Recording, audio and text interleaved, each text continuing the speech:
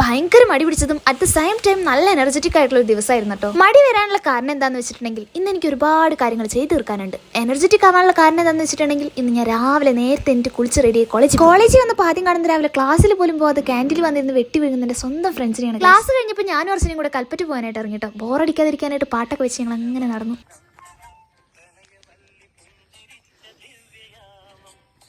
ഇന്നത്തെ എൻ്റെ മടിയുടെ main reason ആണ് കൽപ്പറ്റയിൽ പോയി എനിക്ക് ഒരുപാട് കാര്യങ്ങൾ ചെയ്യാനുണ്ട്. ഫോർ എക്സാമ്പിൾ അക്ഷയയിൽ പോകണം, ഡ്രൈവിംഗ് സ്കൂളിൽ പോകണം, ഡോക്ടറെ കാണിക്കാൻ പോകണം, അങ്ങനെ ഒരുപാട്. വയനാട് ഞാൻ ഇന്ന് വന്നു, അന്ന് തുടങ്ങിയതാണ് എനിക്ക് എൻ്റെ സ്കിന്നിന് കുറച്ച് പ്രശ്നം. ഡോക്ടർ പറഞ്ഞ സൊല്യൂഷനാണ് വയനാട് വിട്ടങ്ങ് പോകും. പിന്നെ ഈ ജില്ലയിൽ കിട്ടാത്തൊരു മരുന്നും അങ്ങ് എഴുതി തന്നു. മരുന്ന് അന്വേഷിച്ച് നടന്ന് ഞങ്ങൾ ഊപ്പാടിളകി. അപ്പം ഞങ്ങൾ വിചാരിച്ചു ഇനി ഈ പരിപാടി നിർത്തി വല്ലതും കഴിക്കാം. അങ്ങനെ 3-4 മണിക്കൂറിന് ശേഷം നല്ല തണുത്തൊരു ലെയിം അങ്ങ് കുടിച്ചു. ഇത്രയും കാം ആൻഡ് കൂളായിട്ടുള്ള ഒരു പരിപാടി ഞാൻ വേറെ എക്സ്പീരിയൻസ് ചെയ്തിട്ടില്ല. And end of the day എത്തുമ്പോൾ സന്തോഷം മിക്സ് ആയിട്ടാണ് ഇരിക്കുന്നത് ഗൈസ്. എൻ്റെ ലിസ്റ്റിലുള്ള എല്ലാ കാര്യങ്ങളും തീർത്ത എൻ്റെ സന്തോഷവും എൻ്റെ കിട്ടാതെ പോയ മരുന്നിനെ പറ്റി ആലോചിക്കുമ്പോഴുള്ള സങ്കടവും.